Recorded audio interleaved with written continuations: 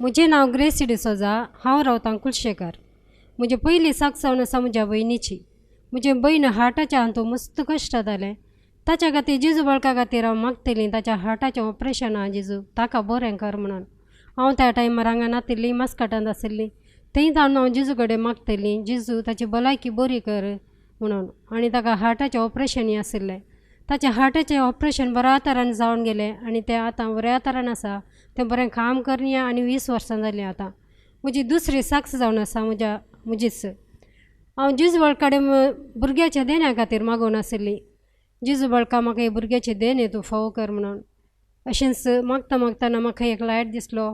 जेजू हांवें चिंतलें हें खंडीत म्हाका भुरग्याचे देणे जेजून म्हाका फावो केले म्हणून.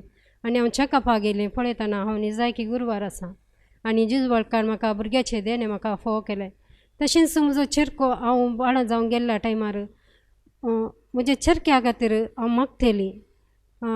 एक कडेन हांव फॉरेन फेट ते हॉस्पिटलाक गेलीं. थंय म्हणलें हांगा पुरो सवलती ना, तो तुज्या भुरग्याची वेट मस्त उणें आसा, तूं दुसरे कडेन वचून चॅकअप कर म्हणून आनी थंय तूं एडमीट जा म्हणून. म्हजे भयण व्हरून लेडिकेशना म्हाका व्हरून गेलें.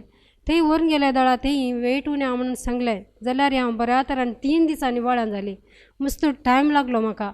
मात्र म्हजो चेरको जॉयंट डिस्पिडेन कश्ट जालो. सुमार 40 days हांव हॉस्पिटलांत आसलीं आनी ताका ब्लड चेंज करिचें पडलें. डॉक्टरान सांगलें ब्लड चेंज करिचें ना जाल्यार ताची पिडा गूण जायना आनी तो हुशार जावचो ना म्हणून.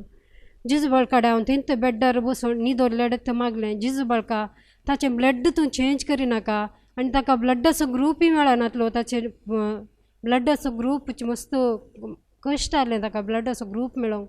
हांवें मस्त कडेन सगळ्यांनी सोदलें ब्लड काही मेळटा गे म्हणून. आखेर एक जिप्त सेमिनरी ब्रदरांसीन वचून मागलें अशें अशें आसा म्हणून म्हज्या घरच्यांनी. थंय हांव एका ब्रदराक आपोवन हाडलें आनी थंय तो ताचो ग्रूप ताका जाता म्हणून सांगलें. मात्र हांव जेजू कडेन मागून आसलीं थंय तांणी ताचें ब्लड चेंज करूंक दिनाका जेजू, त्याच ब्लडान ताका आसोवन ताका बरें कर, ताचें जॉयंटीस बरें कर म्हणून. ताका जॉयंटीस इतलें सड जाल्लें गी तो वंसच्या स्थितीर नासलो. जेजू कडेन हांवें थंय न्हिदोन बेड्डार मागलें, जेजू बाळका म्हज्या भुरग्याक म्हाका फाटीं दी म्हणून. जेजू बाळकान ब्लड चेंज करूंक दिवना, त्याच ब्लड ताचेंच ब्लडान ताका बरें कर, ताची जॉयंटीस पिडा बरी कर म्हाका ताणें म्हज्या हातांत घालें. तशेंच म्हजो चेरको मस्त फावटी उदकाड्याच्या पिड्यान कश्ट जालो. ताका कितलें वखद केल्यार तो बरो जायनातलो. हांव जेजू कडेन मागलें म्हज्या भुरग्याची हें उदकाडे सोमा कर म्हणून.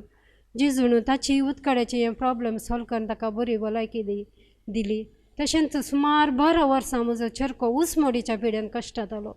सुमार वखदां हांवें केलीं, मस्त कडेन वखदां केलीं जाल्यार जायनातलें. आखेर देवान जेजू कडेन मागिल्ल्या सुमार 12 वर्सांनी ताची उसमेडीची पिडा गूण केली.